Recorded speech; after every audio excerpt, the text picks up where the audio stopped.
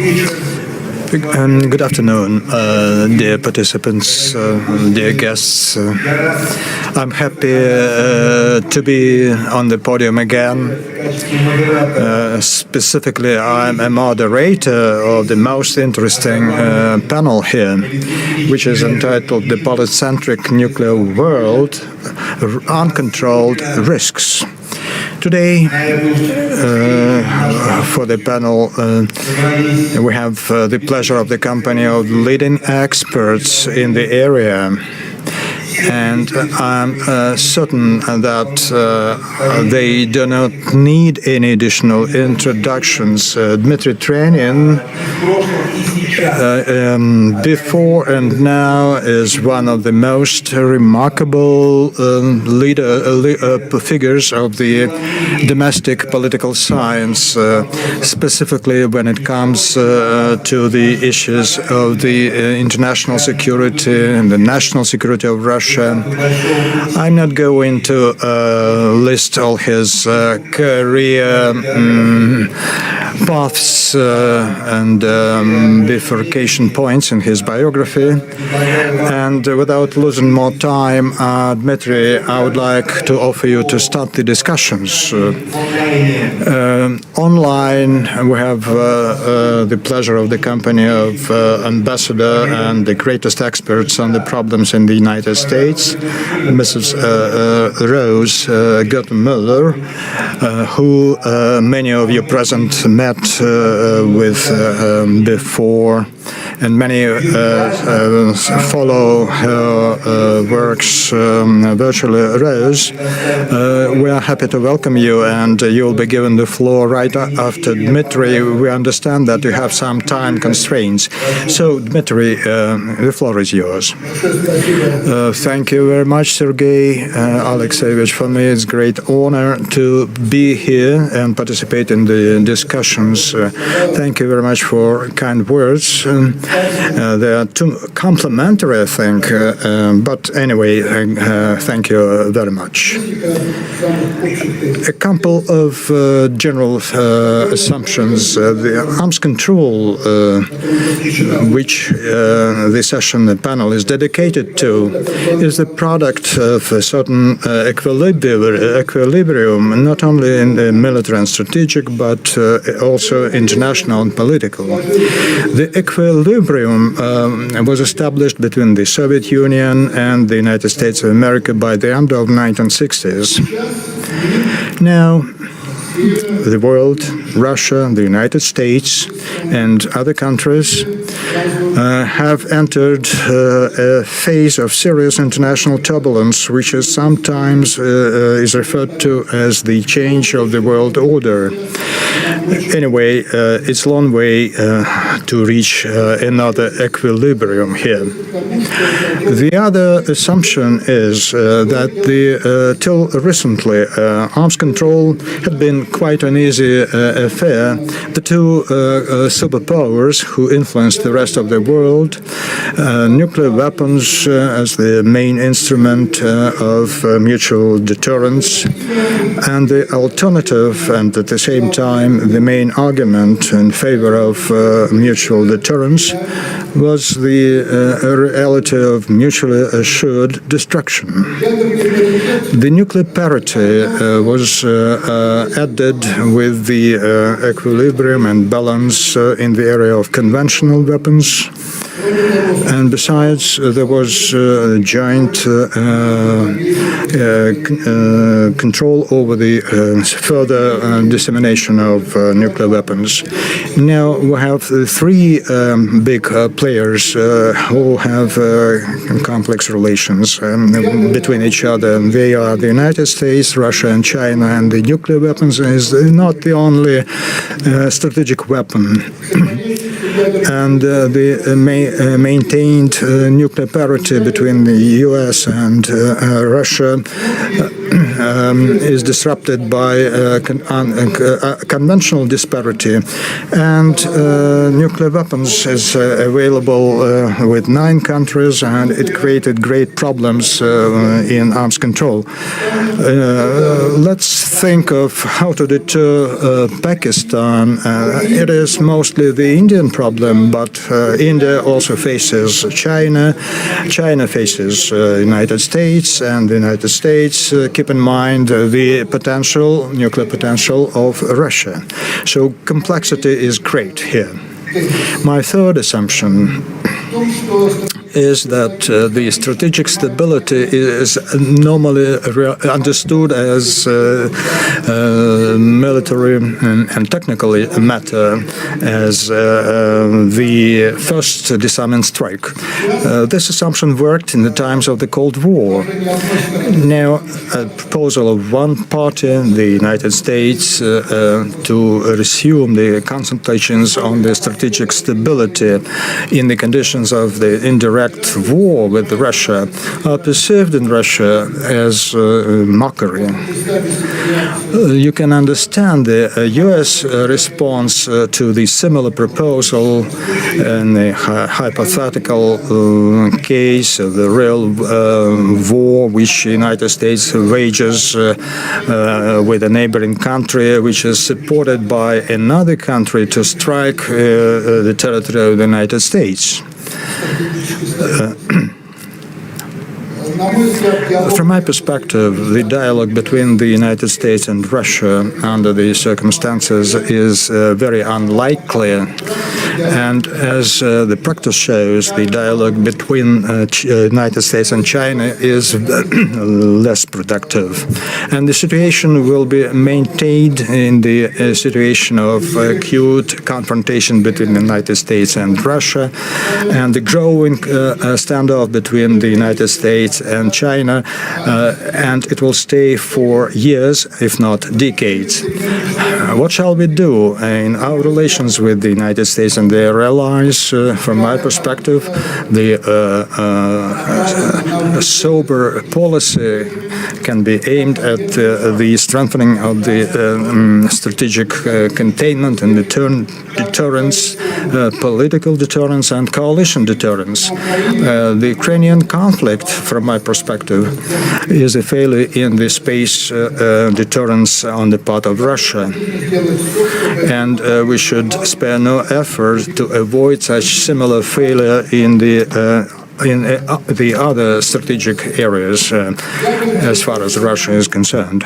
Nuclear deterrence is likely to be strengthened and become true deterrence and revival of self-protection instinct, which was weakened following the end of the Cold War. We need a flexible system of coalition, not blocs, alliances, but coalitions to achieve at least partial geopolitical equilibrium. And we need the understanding that the only if Russia implements its goals in Ukraine will become the decisive factor. And finally, about the relations with allies and partners, we need to establish a true system of European security. So far, without Western Eurasia, we need a dialogue between the 4 nuclear powers, which are the Shanghai Cooperation Organization members, at least at the expert levels at the beginning, on such matters as nuclear deterrence concept, confidence measures. We need to develop our own conceptual models and not the translation of the U.S. models into respective languages. And finally, the fact that those assumptions are realistic can be supported by the historic experience when various complex issues were resolved. I mean, demilitarization of borders and establishing closer partnerships between the two major nuclear powers, which took place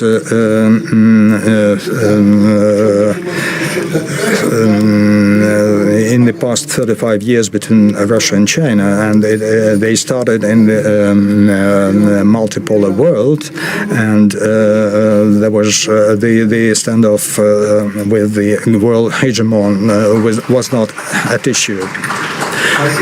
I would stop here. Thank you very much, Dmitry, and I'm certain that both panelists and the floor just got a point of your assumptions, which reflect, from my perspective, the crisis of the moment and the need to work on the alternative approaches to the system which is failing.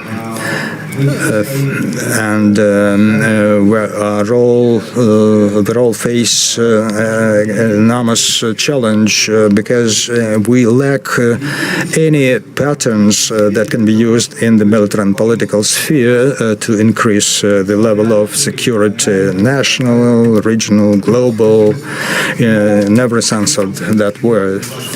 But we will revisit some of your assumptions later on in our discussions. Now it's my pleasure to turn the floor to Honorable Rose Gottemüller, who had taken key positions for a long time in various offices of the U.S. administration and associated with national security and arms control. And the role of Mrs. Gottemüller in the development of the strategic offensive weapons is quite remarkable. And that was which Russia withdrew from temporarily, and the role of Rose Gottemüller can hardly be overestimated.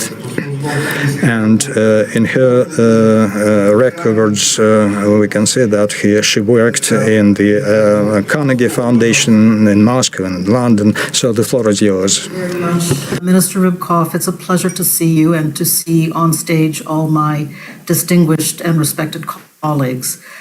Indeed, we have, I think, a remarkable situation that has emerged in recent years, and I'm very interested to hear Dmitry Trenin's analysis of the situation overall. I do think that we cannot escape the fact that Russia and the United States of America still are the largest nuclear powers by far, and so I continue to believe have a special responsibility to sustain and maintain nuclear stability on behalf of the entire global community. My remarks get to that somewhat today, but I would like to actually begin with the preamble to the New START Treaty, because there it is written, and I quote, "Guided by the principle of indivisible security and convinced that measures for the reduction and limitation of strategic offensive arms and other obligations set forth in this treaty will enhance predictability and stability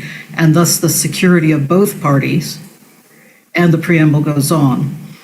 Indivisible security has always been for the United States at the heart of both strategic arms control for both parties. It enables predictability and stability and thus the security of both parties. This conviction is important to recollect at this current moment, when we seem to have departed from the notion of indivisible security and mutual benefit to the notion of a zero sum. The United States is seeking maximum advantage for itself and its allies and partners, Ukraine included, and strategic defeat for Russia. I would like to stress that the United States has not departed from the concept of indivisible security. It stands by the preamble to the New START Treaty, But indivisible security is for all. Security for Russia cannot mean insecurity for everyone else in the neighborhood. Resolving this conundrum will be our principal challenge going forward as we eventually move out of war and towards some settlement that will determine the European security environment for the coming decades. Russia's neighbors, with Ukraine at the head of the pack, will want to be sure that indivisible security also applies to them. The United States, moreover, stands by the concept of indivisible security as it relates to strategic nuclear arms control, convinced that sustaining balanced measures of control will enhance predictability and stability, and thus the security of both of the largest countries, I should say of the countries possessing the largest stockpiles of nuclear weapons, precisely, again, Russia and the United States. The difficulty is, and already Dmitry Trenin has addressed this, two parties addressing this problem is no longer sufficient with the rapid modernization of the Chinese nuclear arsenal. The United States is clearly grappling with the challenge of two nuclear peer competitors as it watches China build up its force to approximately 1,500 warheads by the year 2035. Americans want to ensure that indivisible security also applies to them in this circumstance. A number of American experts are tempted to treat the two nuclear peer problem as one of simple arithmetic. If Russia is deploying 1,550 strategic operational warheads under the New START Treaty, and China, in a worst case, is deploying 1,500, then the United States needs 3,051. Even Robert O'Brien, however, Trump's presumptive national security advisor, noticed in his recent Foreign Affairs article that there are both quantitative and qualitative ways to tackle this problem. He clearly called for the arithmetic answer, but he also stated the United States has to maintain technical as well as numerical superiority to the combined Chinese and Russian nuclear stockpiles. That is, the qualitative as well as the quantitative aspects are important. On the Congressional Strategic Posture Commission, on which I served, our bipartisan team recognized that both qualitative and/or quantitative measures may be needed to address the two nuclear peer challenge, a notion that Pranay Vadi, Senior Director on the U.S. National Security Council, also acknowledged in his speech to the Arms Control Association on June 7th.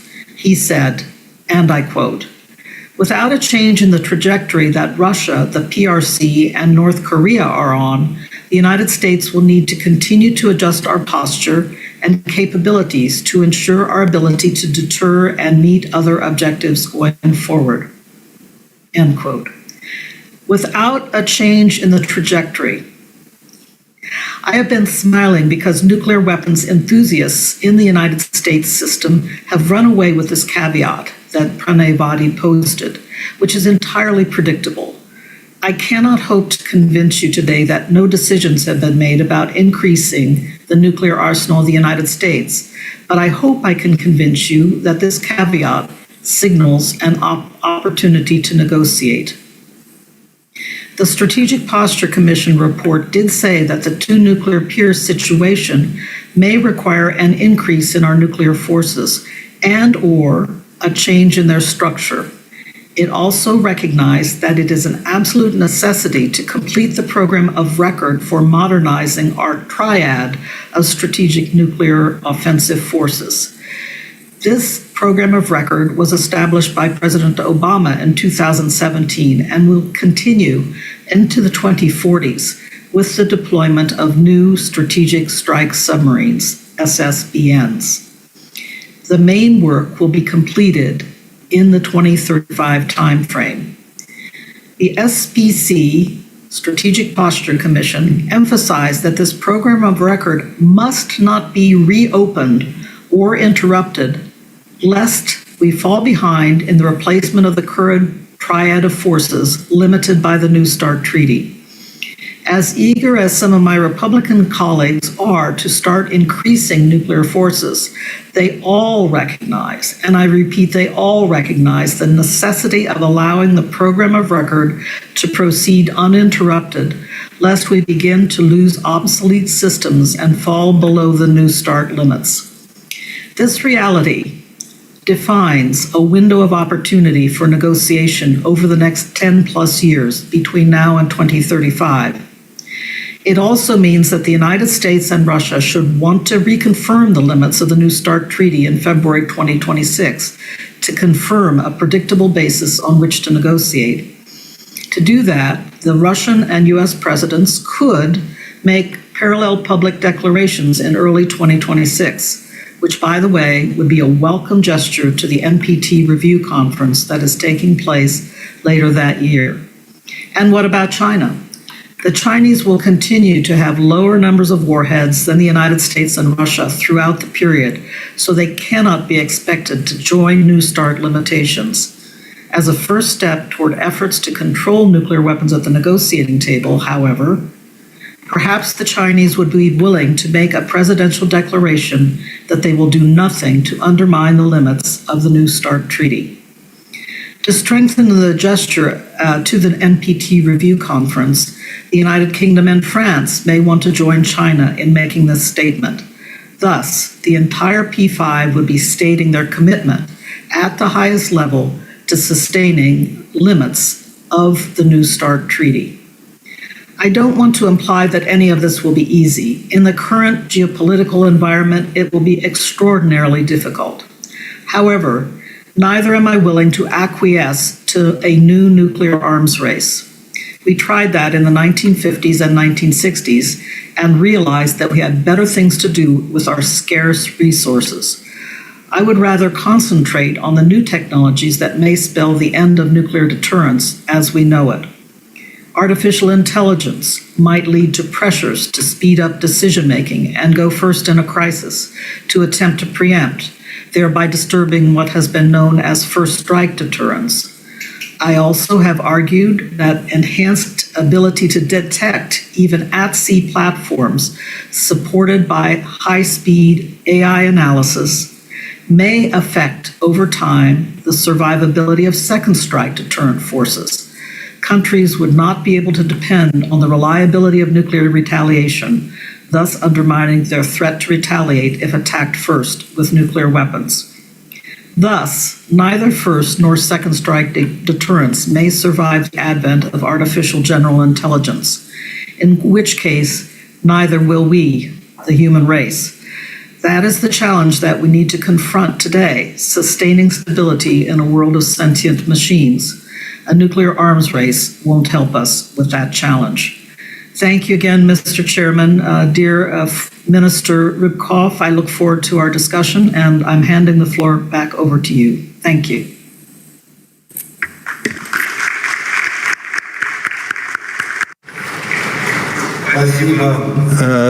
Thank you very much. I'm really grateful to you, Mrs. Ambassador, for your words, for your analysis, and I'm certain that the participants to the meeting took your ideas with great interest, specifically in the post-INF treaty period. And the arithmetics is quite an exciting theme, and you raised that point. And thanks about equal and unequal security are quite complex, and mostly it is in the focus of all the discussions, and the matters pertaining to perception and facts are also very important. And I think that the situation in Ukraine over in the past 2 years depends mostly on the fact that in Moscow we could no longer tolerate on the threats to the national security of Russia, the policy that had been pursued by the states of the North Atlantic Alliance headed by the United States. We could discuss all those things. And I would invite Academician Arbatov to participate in the discussion, who really made his career researching all those matters pertaining to the security matters, arms race. He's a very big, prominent politician and a person who really made himself famous in this area. And your floor is yours.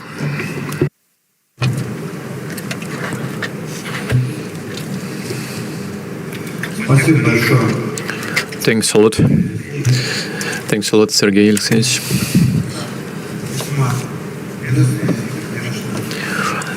A lot of compliments and overestimation of my efforts.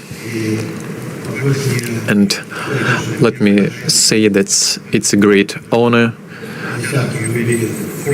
to have a floor at this 10th anniversary Primakov readings.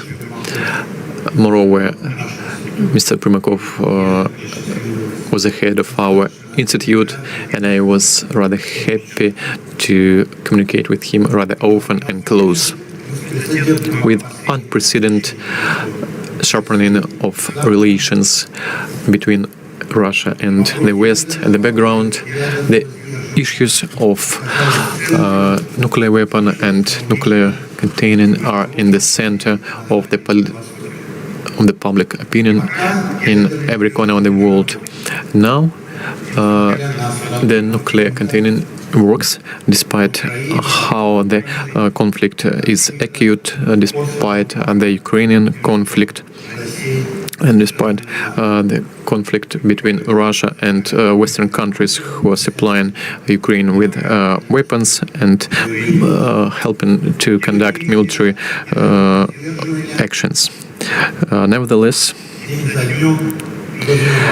military containment is blurring from day to day by development of new technologies, creating of new weapon systems which are not subject for discussions, which were ongoing between our countries for more than 50 years in the past. They are blurred. Nuclear containment is blurred by the attacks inside the territory. For example, as a recent attack with the tragic consequences, the attack in Sevastopol, for example, it is the attack on the territory of the Russian Federation, and it touches directly such issues. And it is blurring also by the statements from both sides to decrease the nuclear threat, and even with calling upon to use the nuclear weapon not in a big scales, but to provide success during combat actions. I would like to note those who are calling on such things. They haven't read in details Russian military doctrine and nuclear doctrinal documents. But at the same time, these documents are the most clear and just and fair among all nuclear doctrines of all countries in the world which have nuclear weapons. In particular, Russian nuclear doctrine, which is named as the principles of policy in the sphere of nuclear containing. There are 4 cases which mentioned when Russian Federation can use the nuclear weapon. 2 of them are in response of nuclear attack, but 2 of them is made in response by conventional weapons. And in particular, it is said that in a case of aggression against Russian Federation with the use of conventional weapons, Russian Federation will use nuclear weapon if it is a threat to self-being of the state. But here is the proposal who stands for the decreasing of nuclear threat. Use some kind of another nuclear weapons, use to show how decisive we are. I don't think it is a good point, and I hope nobody will listen to it. If we use some nuclear weapon in some non-priority issues, that means that it will be non-controlled escalation of conflicts and responsive use of nuclear weapon, and it will put a threat of Russian state being a threat which in theory Russian containment, nuclear containment can control. There should be one threat, the real combat nuclear weapon use. Then the Pandora box is opened and everyone will lose.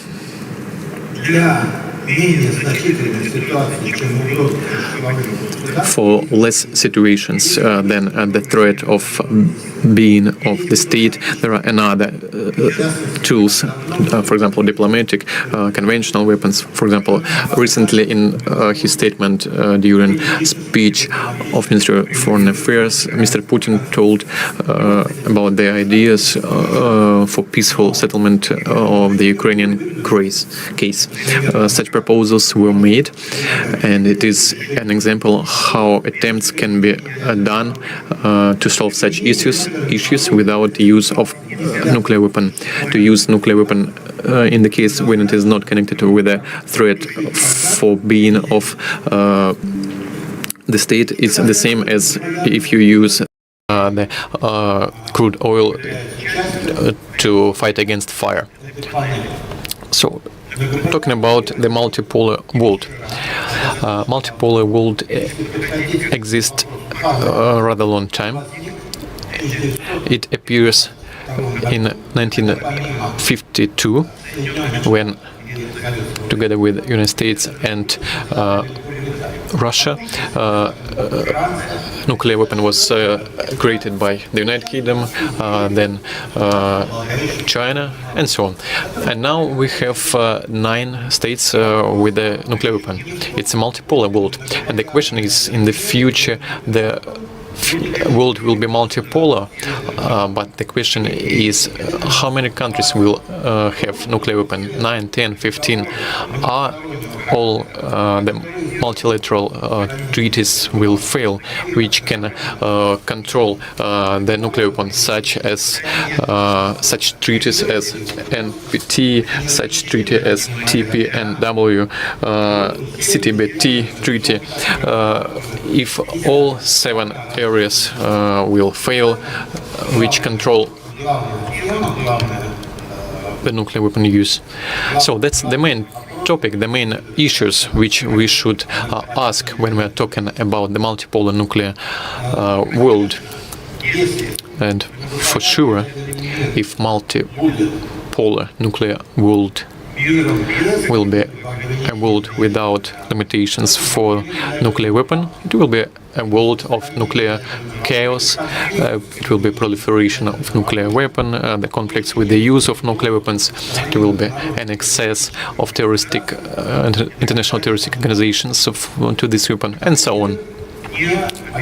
Such world cannot promise any favorable perspectives to us. The preserving of multilateral treaties, such as, for example, NPT treaty, is a key issue when we are talking about the future of the multipolar world. But to confirm such system of limitations, we need to plug in third nuclear powers for the process, not only multilateral treaties, but for the physical reduction of that nuclear amount of weapons which they have now. For the process which during 50 years has covered 2 states. USSR and the United States, and later Russia and US. And as I believe, it was rather successful. The condition to plug in third nuclear states in multipolar nuclear world is the fact that after including a lot of resources, intellectual, technical, and so on, to increase nuclear weapon arsenal, the state will start only to strengthen national security, not for any other reason, for some PR promotions or for some other. The states will do it only if it will be resulted in their national security strengthening than in other cases. That's why when we talk about multipolar nuclear world, we don't need to imagine that, for example, two countries will be replaced by three countries, then by 5 countries, then by 10 countries, and so on. It is not possible to put all together at one table of negotiations, because countries will limit their equipment and weapons only if other countries will do the same. For example, if UK and France they don't have to talk about in the armament issue. For example, Russia and China, we don't have anything to discuss about a nuclear weapon limitation, because we are alliance. For example, the same is done between alliances in other parts of our world. That's why we need a long step process where Russia and US can become mediators. After the settlement of Ukrainian crisis and better environment in finding in the world, I believe the restoration of peaceful talks between Russia and the US is possible, which has started in 2021. For example, START treaty is possible to retain. Of course, it's possible to include in the process some third countries. For example, US will start talks with China, and Russia will start talks with France and the UK. These questions are already in the agenda.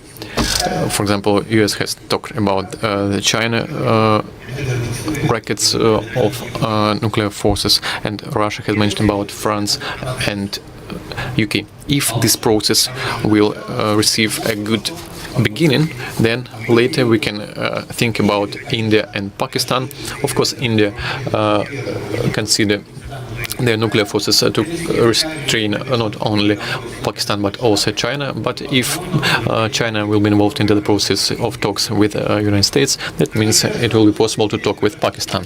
To conclude my speech, I would like to say that a great challenge to concept of multipolarity, which for sure is a favorable concept, and the author of which, as it is already mentioned today, Evgeny Primakov, was a great challenge to this concept and to the external policy of Russia as a locomotive, is avoiding of multipolar world into the nuclear chaos, providing a multipolar world with a multilateral system of restraining nuclear weapons, and as a consequence to spread the arms control system over other systems, and to realize the system of equalizing the security which has been created by Mr. Rybkov on the started negotiations on strategic stability in 2021 between Russia and the United States. Thanks a lot for the attention. Спасибо большое, уважаемый. Thanks a lot, Alexey Georgievich. Talking about your last remark, it was a part of official position, and my role was just to announce it. No more. Only political leadership took a decision based on interagency draft process, but it's in the past.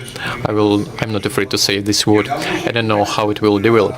I'm very grateful to you for a serious number of assessment, especially about the blurring of nuclear arsenals and nuclear restraint. So, and I would like to listen, does it work today or not? Multipolar nuclear world and the role in the non-proliferation, of course, it's very interesting, which deserves a deep conversation and talks, and for sure I'm confident and I agree with you that we should avoid for the nuclear world to come into nuclear chaos. And now, with a great pleasure, I ask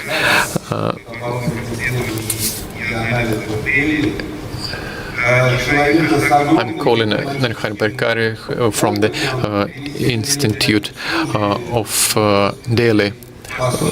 More than 30 years he was in the service. He was an ambassador in different countries, and if we use the right word, he was in deal on the first disarmament system.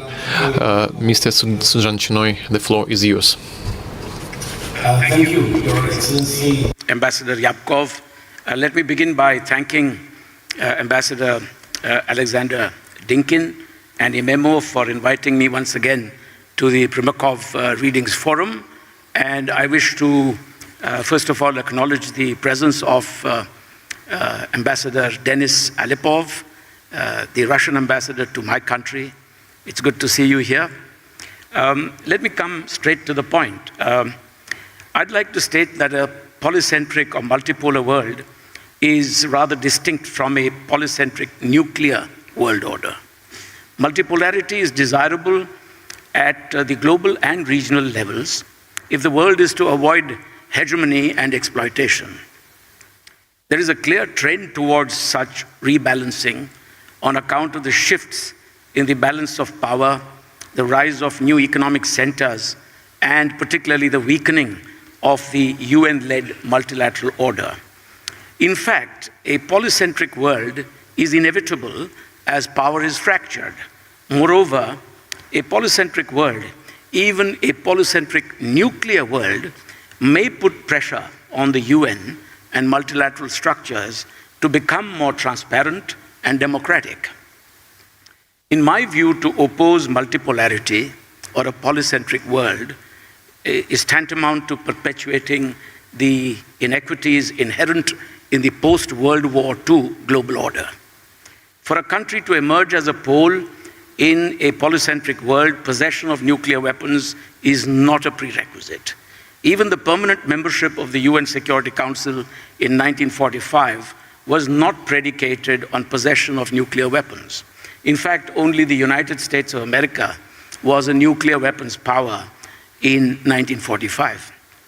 In fact, the Soviet Union, France, as well as the UK, in my view, used their P5 status and membership to acquire and legitimize their nuclear weapons. Friends, today power and influence do not flow from nuclear weapons. Economic power and the capacity to offer ethical alternatives for peace and progress are far more important. For example, the DPRK may have nuclear weapons, but it can never hope to be a pole in an emerging polycentric world order. Similarly, the coercive use of economic and military power, unilateralism, mercantilism, and the opportunistic exploitation of others by certain dominant powers only erodes their credibility. During the Cold War era, the two superpowers engaged in an arms race, yet acknowledged the need for restraint on account of mutually assured destruction.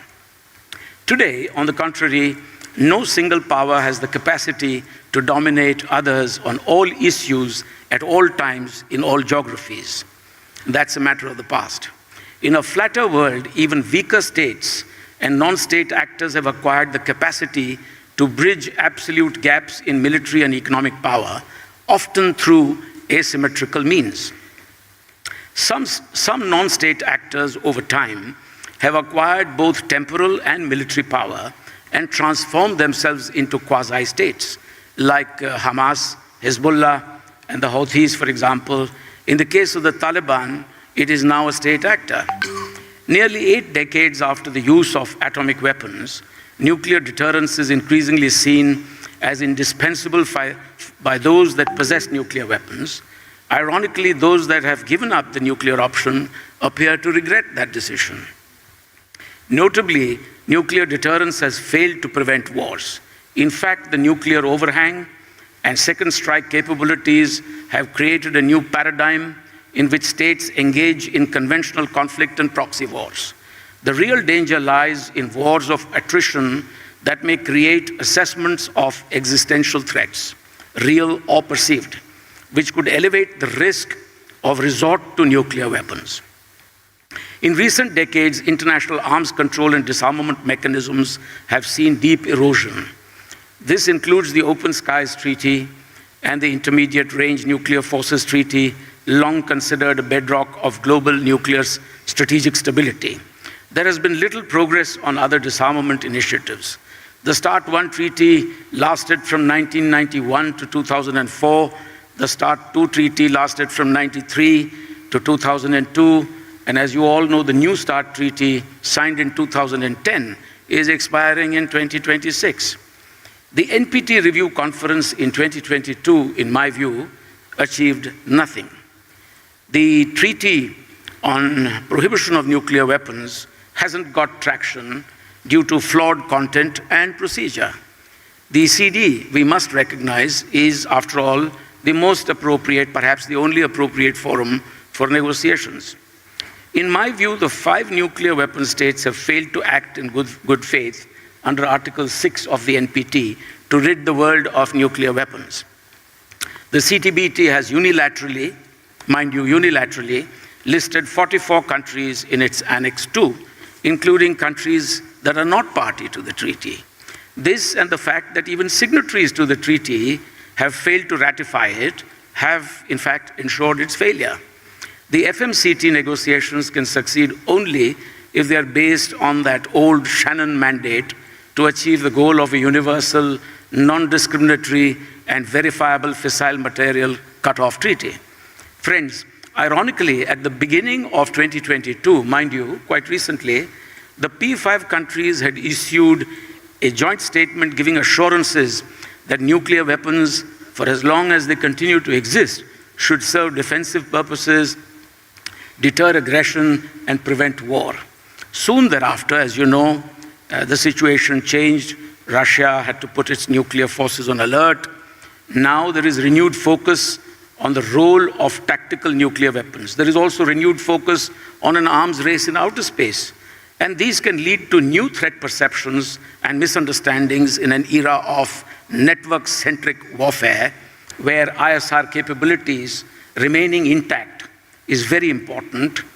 And this is really complicated now because there is utter lack of consensus between the P5, even on definitions of what comprises, a weapon in outer space, for example. A key concern today is proliferation and the threat of WMDs falling into the hands of terrorists and non-state actors, as seen in the reports of the UN Security Council Resolution 1540 Committee, as you know, that was mandated to look into this. And India has traditionally supported a resolution in the first committee aimed at preventing this. An even more worrying prospect should be the impact of hypersonic nuclear delivery systems on nuclear deterrence, missile defenses, and second strike capabilities. Today, technological advances have made nuclear weapons more lethal, as well as more vulnerable to cyber attacks. The surge in artificial intelligence capabilities around the world raises the very disturbing specter of vulnerability of command and control systems governing nuclear weapons and missiles.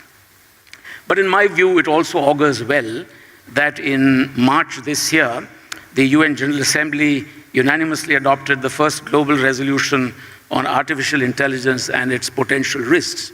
So that's a welcome development. India's traditional initiatives also include support for a resolution on the role of science and technology in the context of international security and disarmament. The key question, dear friends, is whether AI can replicate the sense of intuition, doubt, suspicion, and morality that human operators rely on to detect false alarms in nuclear alerts, for example. There also exist legal and ethical concerns over the use of AI, especially in the context of lethal autonomous systems. The long-term impact of artificial intelligence on nuclear stability, arms control, escalation, and accidental confrontation needs much greater scrutiny, much greater funding than is the case now. In fact, instead of spending money on modernizing nuclear weapons, we should really be spending that money on looking at how AI is going to change all of this. Today, all major nuclear powers are modernizing their nuclear arsenals. In China's case, reports suggest that the arsenal is growing at a very rapid rate, including long-range delivery systems. Rapid military modernization and the development of advanced early warning capabilities has led to speculation about changes in no-first-use postures as well.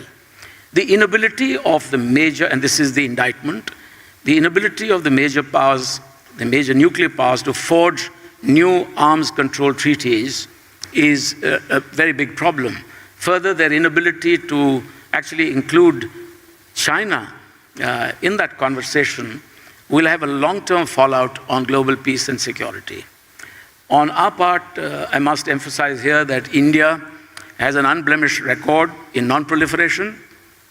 It has long advocated general and complete disarmament on the basis of a step-by-step process that is universal, non-discriminatory, and verifiable to achieve a world free of nuclear weapons. Even if it appears to be a chimera at the moment, let's just hope that we can get there one day. Thank you very much.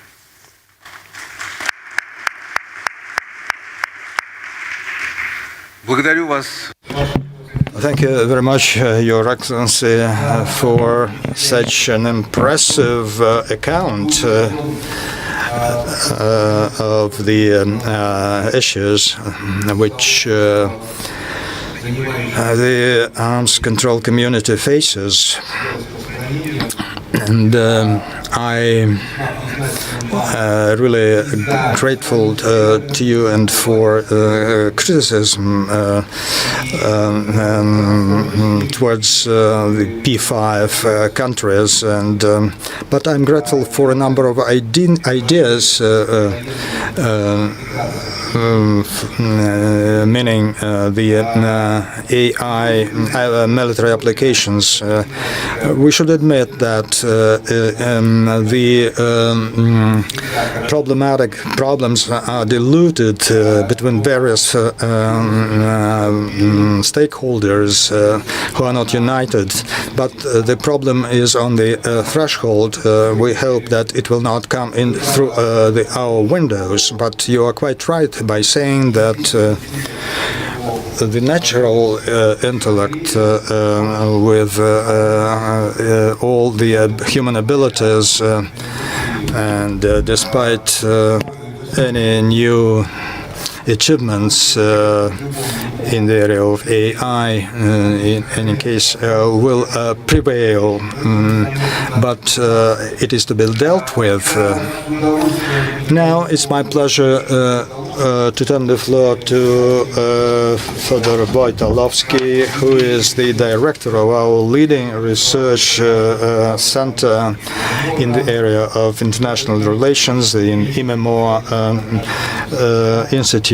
Fyodor Wojtalowski is the greatest authority in our relations with the United States, and has been researching the problem for many years. We read and and analyze his works all the time. So the floor is yours. Thank you very much, Mr. Minister, dear colleagues. Speaking of the polycentric nuclear world and arms control matters, I think those trends of the development and the process that are underway in the area of international security are to be viewed from a broader context, both military, political, and technological. What determines strategic stability and the potential of one nuclear power to deliver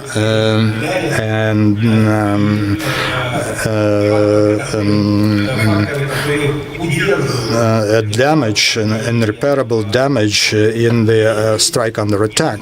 And there are several components here, and from my perspective, we need to understand the way those components are intertwined, the strategic stability, nuclear deterrence, how they will evolve in the system of coordinates which we are going to live in the near future. Speaking of the potential of the strike under attack by the strategic forces and the ability to deliver unacceptable damage, till 2026, despite the halting of the treaty on the reduction of strategic nuclear weapons, both countries are going to maintain their obligations. But what comes next? The situation may arise when the United States will switch more and more to the logic of double deterrence. On the one hand, they are going to deter Russia, and on the other hand, to deter the growing nuclear missile potential of of China. So, under the circumstances, when the United States face the task of simultaneous deterrence of really return from the stockpiles, warheads and missiles. But that is for the short term. In the long run, we know that the United States is planning to carry out a serious upgrade and modernization of its nuclear triad.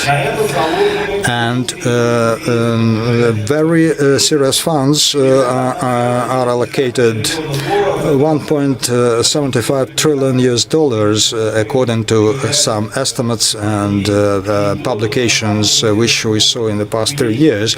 But funds may grow depending on the growing threat or its perception in the United States. And we have to realize that behind the logic, and it's not accidental, I referred to that astronomical figure, $1.75 trillion. It is supported by the logic of the development of the defense industries, the companies that may get contracts for the modernization of the nuclear triad, but not only nuclear triad, but surveillance, early warning systems, integrated space, land-based, air and sea assets that would make it possible to resolve the other task, and that is the task of early warning, detection and tracking, and monitoring of over the strategic forces of the potential enemy. There is also the matter of survival of the strategic offensive assets, and it's directly connected with the early warning systems. The development of space-based assets, but not only with that, the capabilities of Russia, the United States and China and others, their capabilities to detect, to early detect strategic nuclear weapons, their movement grow, and Specifically, it concerns land and sea-based and air-based weapons. And factors pertaining to technologies arise here that will have a serious impact on the development of nuclear powers and will play the role in the race.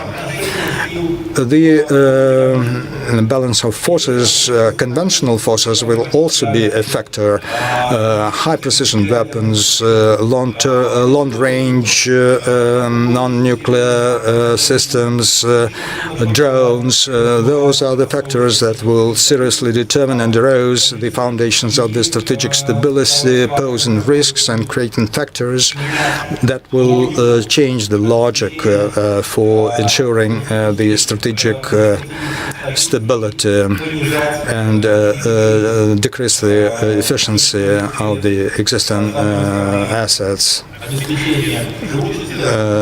If the survivability grows, and on the other hand, early warning systems, efficiency growth, and the use of conventional forces to reduce survivability and create risks for nuclear systems, we can see them as the stable trends posing serious risks. Some other factors, not only military or defense factors, but also international political factors will also play a role. We understand that in the conditions of continuing crisis in Ukraine, much has been said about that today, we have to understand that when, in fact, Ukraine is used as a proxy in the war against Russia, a dialogue on arms control is not feasible. Respectively, we don't have any prerequisites in the military technologies and that area and in the political area, so that the United States and Russia would come to terms or at least resume the talks on the new treaty. Between China and the United States, there are also no any prerequisites to reach any kind of limitations and reductions of strategic systems. We understand that China relies more on medium-range systems. That's their main deterrence assets. But in the logic, when the United States finds it possible to deploy medium land-based medium-range missiles to complement sea-launched and strategic systems in Asia. So we understand that China has no incentives to look into any future negotiations and start the dialogue. We know that there are some consultations on the expert level between Beijing and Washington, but there is no official dialogue, and I know that the Chinese counterparts perceive any attempts on the U.S. part to initiate such dialogue as not justified steps. So as long as China reaches the level of warheads comparable with Russian or U.S. potentials, or until China finds some logic in the balance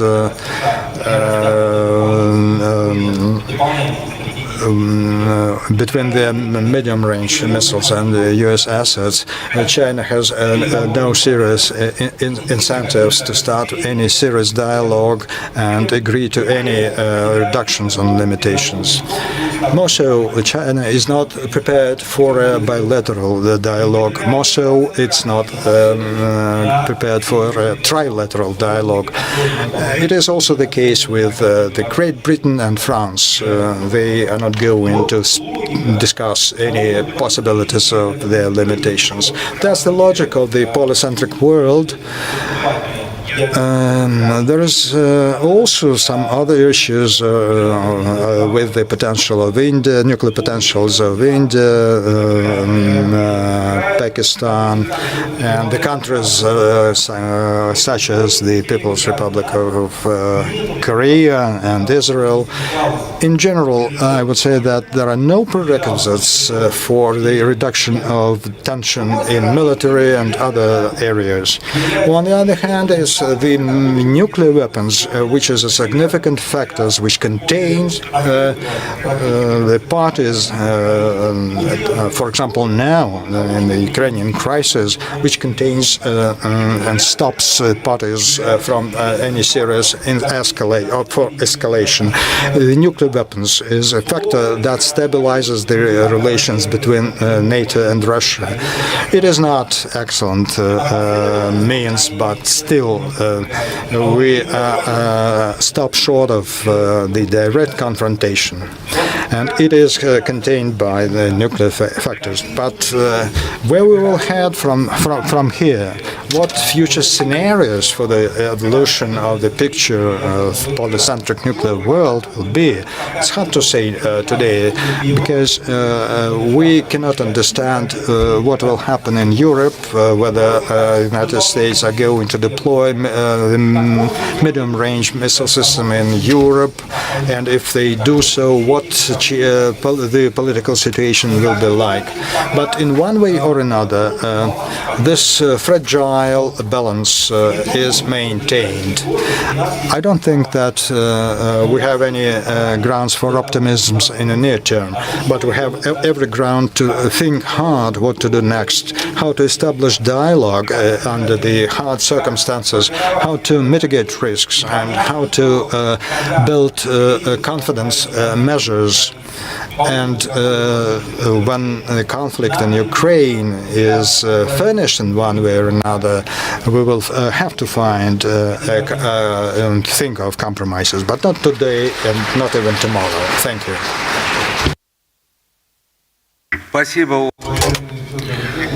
Thanks a lot, esteemed Fyodor Genrikhovich. From time to time, when I was listening to you, I was thinking that in nuclear sphere there is not chaos situation, but even the situation everyone save yourself and in the way you can. But there is an expertise and some ideas and approaches which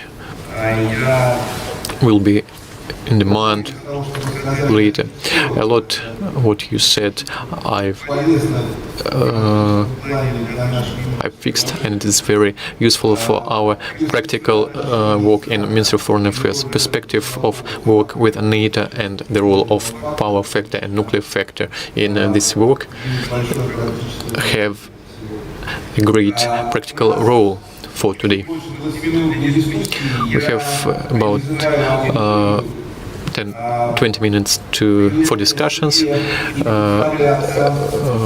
So please, if you want to ask some question, you can represent yourself.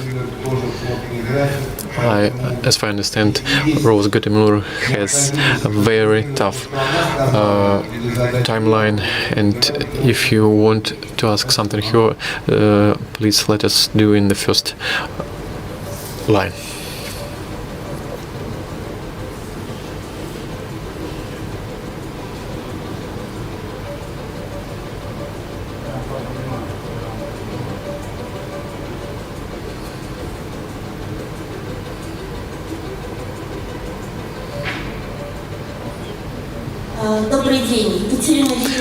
Good evening. Komsomolskaya Pravda newspaper. The question to you. You talk about the factor of artificial intelligence as a very important factor in security providing issue. It is also connected with arms control. And how do you think, does Russia have enough resources to be in a race in this issue? For example, there is some difficulties in video cards and so on. So what is your opinion?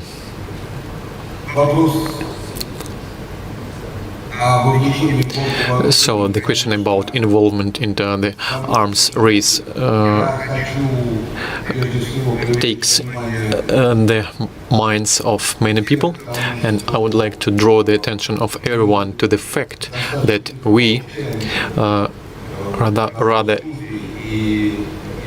easy to study, to learn. That's why we can learn the lessons from the past. And the second, as previously our president has told many times, for the last years such a big capacity has been created, first of all in the nuclear constaining, that it can give us opportunity for self-security for some decades ahead.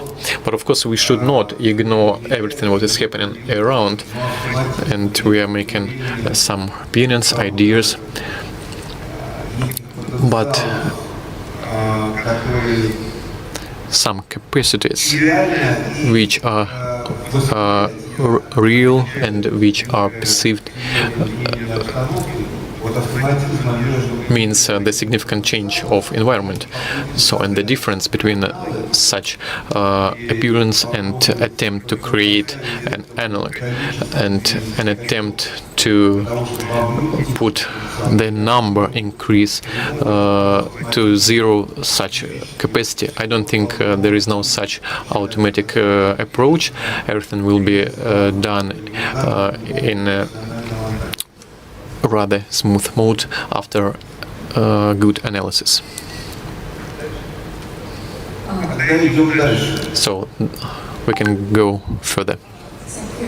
My name is Emily. I'm from China, and my questions are for Professor Alexei Abotov. And I have two questions. First one is about the concept limited nuclear war, and I totally agree. Like, if the Pandora's box of a real nuclear war is started, it will lead to disasters. But recently, in some dialogues or some conferences, this concept, limited nuclear war, is frequently brought up to talk about can we use nuclear weapons and to become an alternative of full-scale nuclear war. And some experts from the US and China, they're talking about this topic. And in my opinion, it will lead to many dangerous results, but I want to learn more about your view about this concept. Another question is about, you mentioned it's really difficult for different countries with a different quantity and quality of nuclear weapons to sit in one negotiation table. So I think that's a real problem for us to have arms control system rebuilt. So I want to know, do you think we can do something not that conventional, like we can do arms control without treaties? It's also a hated topic. Arms control without treaties can be done in many ways. So from your perspective, what do you think we can do to achieve arms control without treaties? Thank you.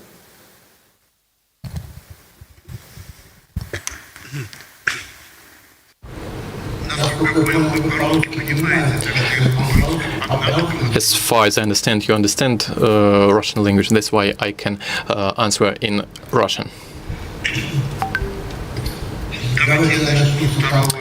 So let me start from your second question. Because the second question is, I understood. So talking about the arms control, and can we do without it in limitation of nuclear capacities.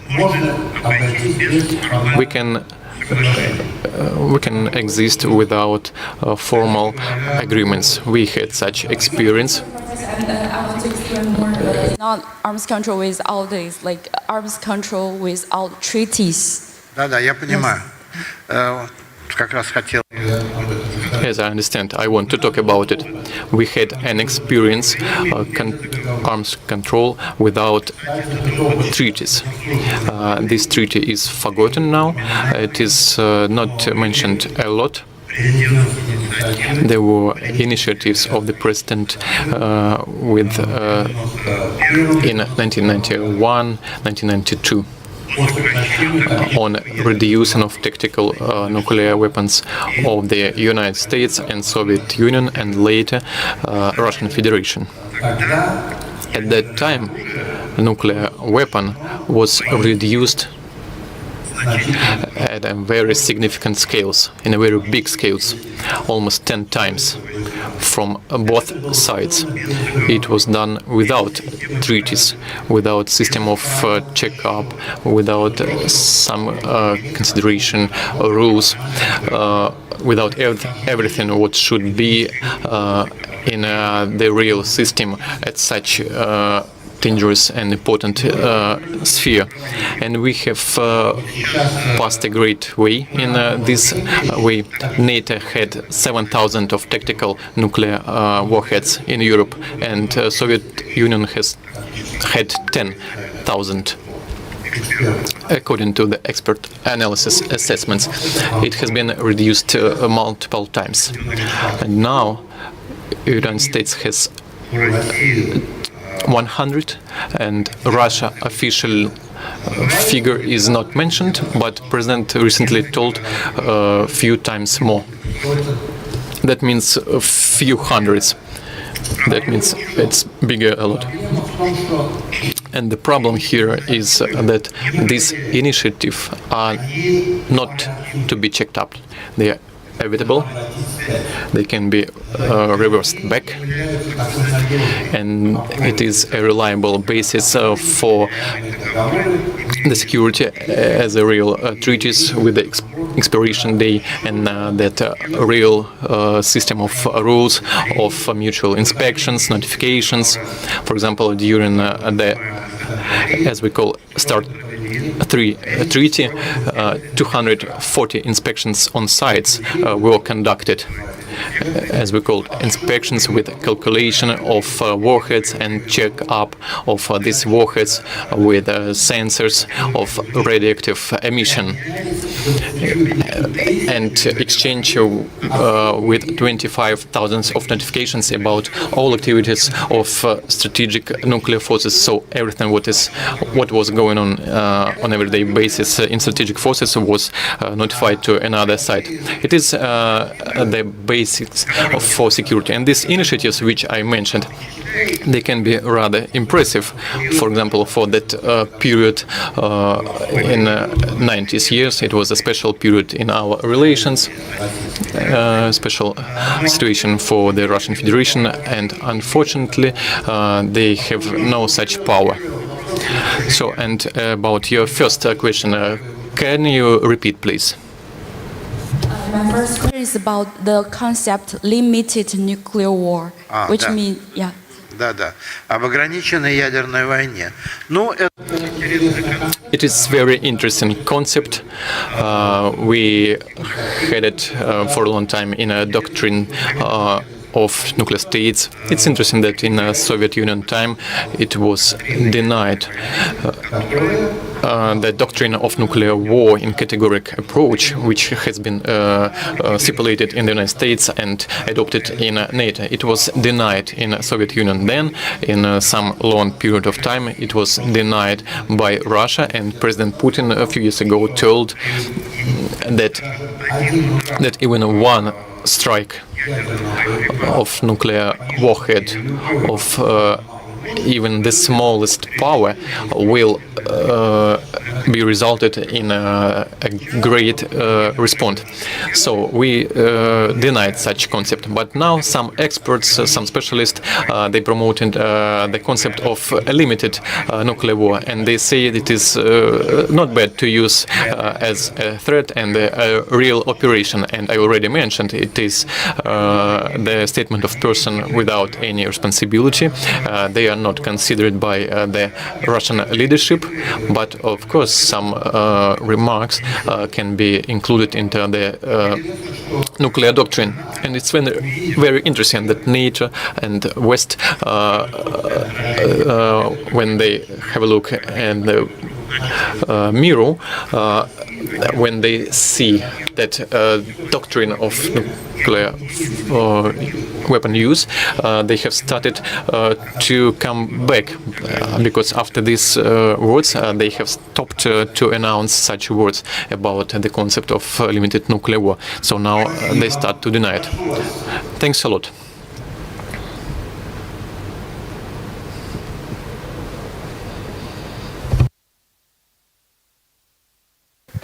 Добрый день. Меня зовут Ангелина Двинянина. Good afternoon. My name is Angelina. I'm from Ural University. I have a question to you. You mentioned about the necessity to create flexible coalitions. What this system is, and what will be the basis for this system? Maybe you have an example. What kind of coalitions will be in the future? Thanks a lot. Of course, we are talking not about the nuclear coalitions, not only about the nuclear coalitions, but the reality is that the only country and the full ally of our country today is Belarus. So Russia today is the only country to oppose the United States and many other countries. It's a rather difficult situation for our country. And to protect our interests, it's rather obvious we need to increase interaction with other countries which are, according to some other grounds, share our concerns or feel threats which are coming from the same center as the threats are coming to us. Examples which we have today are concluding of treaty with DPRK, continuing strengthening of ties with Chinese People's Republic, including a military sphere. It is draft of the treaty with Iran. It is this protocol of Russian warship and including a nuclear submarine into the port of Cuba, Havana. Russia, without attempt to create new alliances, need to use that international resources which it has. And about its resources, recently Mr. Putin was speaking in his speech when he mentioned that in response to the United States actions, Russia can give its weapons to the powers which are opposing to the United States. He didn't mention these powers, and I also will not try to guess, but I can say that there are such powers. We are in the conditions of very acute situation, which has a tendency to confront with the United States. It is not a confrontation, it's a competency, and the final result is not defined yet. It's the third element of strategic restrainment, including military restrainment, including nuclear component and space restrainment. So in such way I can answer your question. Thanks a lot. We have a few minutes more. Please, you are welcome. Thank you very much. The member of Diplomatic Academy. The question to Sergei Alexeyevich. Maybe Fyodor Georgievich also would like to add something. Today, there were a few times mentioned that our country in the future is a follower of the nuclear restraining. And also it was mentioned by Fyodor Georgievich that some our positive consecutive actions can be considered after Ukrainian crisis is ended. But the question of Ukrainian crisis is open. I mean, from the point of view of time, terms, and so on. On this stage, more in informational domain, there is a topic that pro-West coalitions, collective West,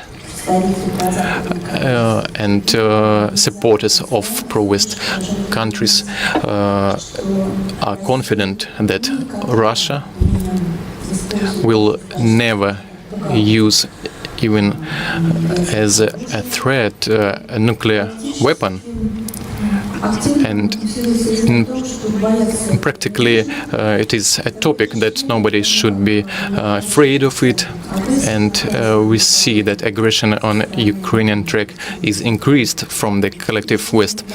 So I think in real they do not afraid. So, and a question to you, how do you think, what kind of tools or what tools or mechanism we need to elaborate if we do not consider of course, if we don't consider the victory in the special military operation in some future, what kind of tools we need to elaborate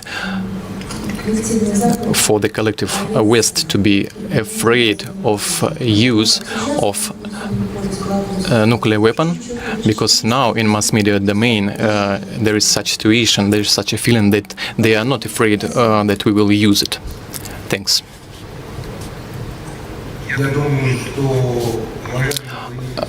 I think that the members of our panel will make a statement on this question, and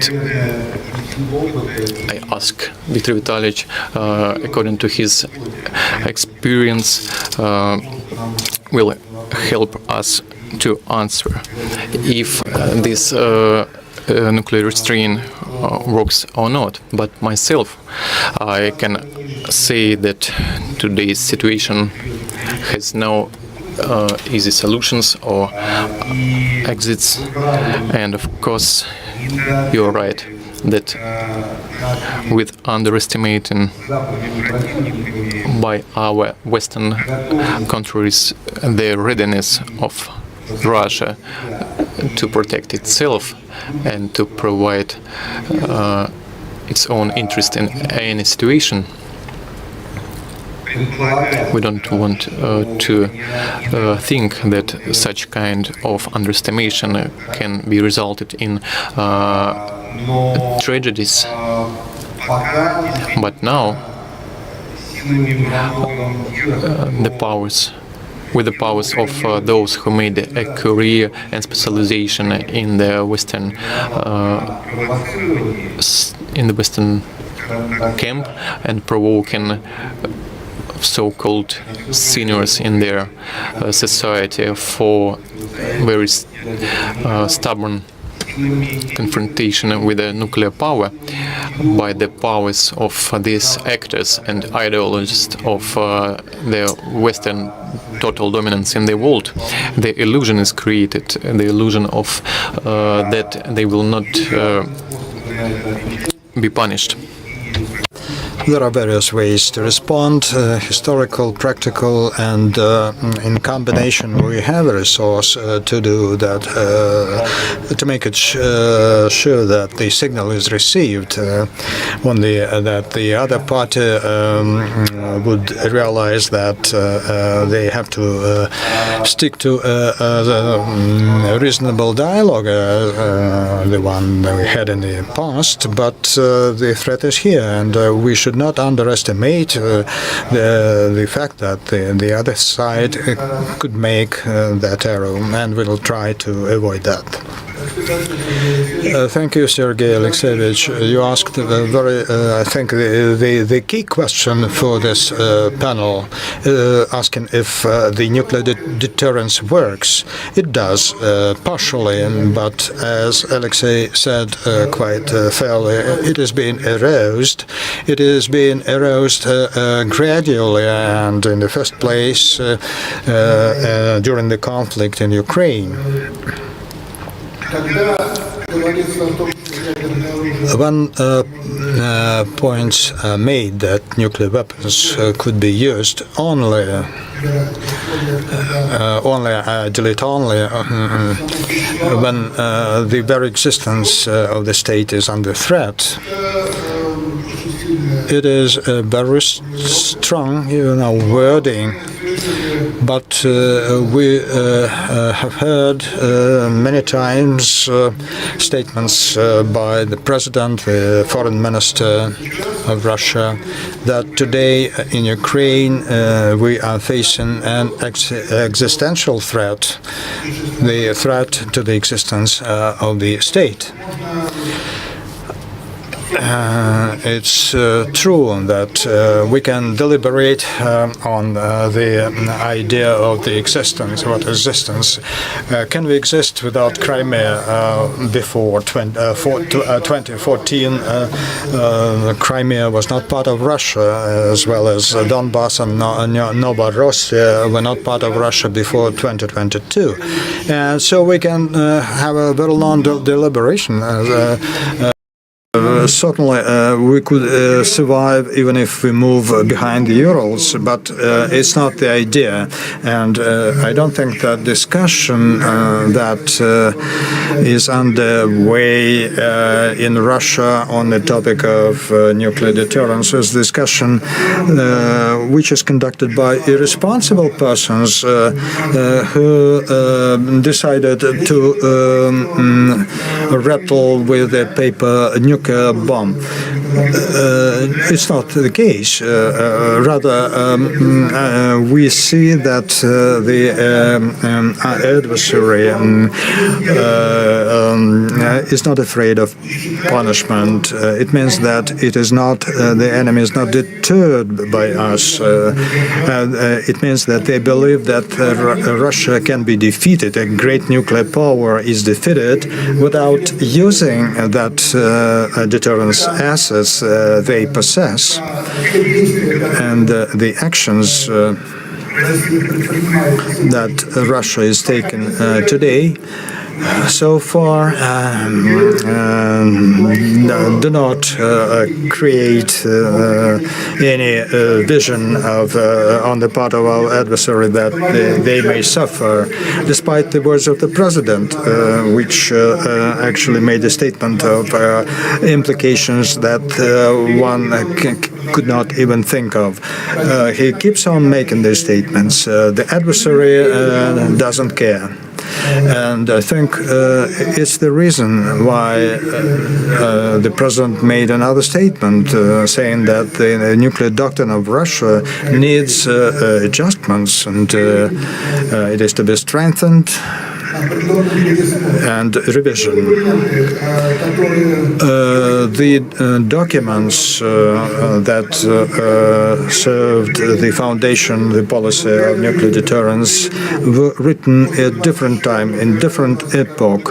Following February 24, 2022, we are living in a new era, and everything we discuss today has a different meaning, or a little bit different meaning, compared with the time prior to February 24. So everything concerning nuclear stability and nuclear deterrence, we keep on using same terms we have been using for decades, but today those terms, in fact, mean different things. And I think that the discussion has already played a positive role in terms of improving, updating our approaches to the crucial aspects of the foreign policy. since any kind of deterrence is based on two pillars, on conviction and a real threat. When conviction fails, in this case, the threat is implemented. And if an adversary is convinced that the threat is not being implemented, then they may go further, and the situation may degrade to the mutually assured destruction. And at the start, the adversary wouldn't mean that. They would just think that they have no barriers. And for our task is to establish those barriers in the minds of our adversary that they wouldn't dare to cross. Thank you. I would like to invite other panelists to speak on this very important topic, if they have an interest to that. One more question, final question. Could we ask Rose to join